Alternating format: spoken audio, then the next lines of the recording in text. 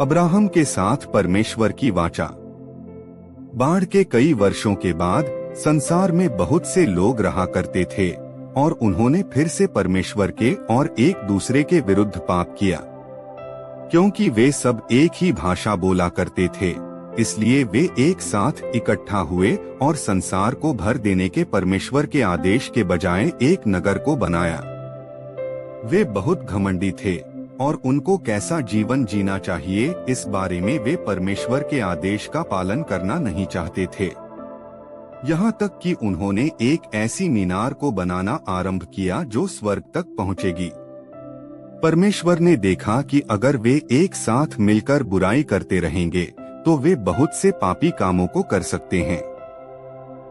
इसलिए परमेश्वर ने उनकी भाषा को बहुत सी विभिन्न भाषाओं में बदल दिया और उन लोगों को सारे संसार में फैला दिया।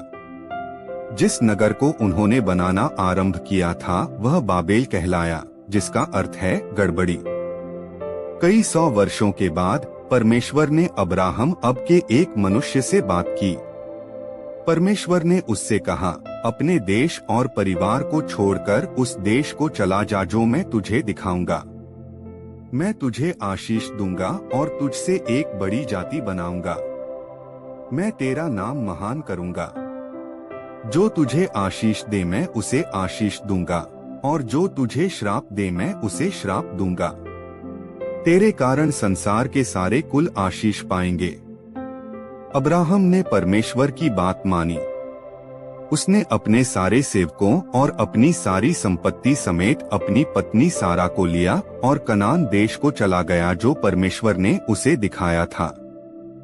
जब अब्राहम पहुंचा तो परमेश्वर ने उससे कहा, अपने चारों ओर देख, मैं तुझे यह सारा देश दूंगा और तेरे वंशज हमेशा के लिए इस पर अधिकार रखेंगे। तब अब्राहम उस देश में बस गया। मलिकिसिदक नाम का एक पुरुष था जो सर्वोच्च परमेश्वर का याजक था। एक दिन जब अब्राहम युद्ध करने के बाद आ रहा था तो वह और अब्राहम मिले। मलिकिसिदक ने अब्राहम को आशीष दी और कहा, सर्वोच्च परमेश्वर जो स्वर्ग और पृथ्वी का स्वामी है वह तुझे आशीष दे। फिर अब्राम ने युद्ध में जीती हुई सब चीजों का दशमांश मलिकिसिदक को दिया। तब परमेश्वर ने अब्राहम से एक वाचा बांधी।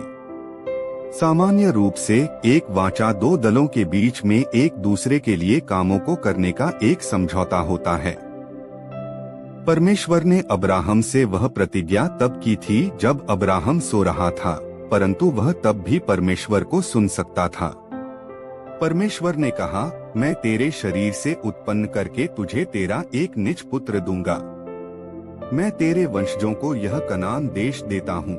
परंतु अभी भी अब्राहम को कोई पुत्र नहीं था। कई वर्ष बीत गए, परंतु अभी भी अब्राहम और सारा का कोई पुत्र नहीं था।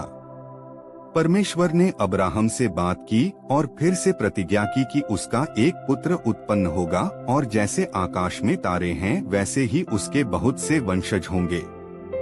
अब्राहम ने परमेश्वर की प्रतिज्ञा पर विश्वास किया। परमेश्वर ने घोषणा की कि अब्राहम एक धर्मी जन था क्योंकि उसने परमेश्वर की प्रतिज्ञा पर विश्वास किया था।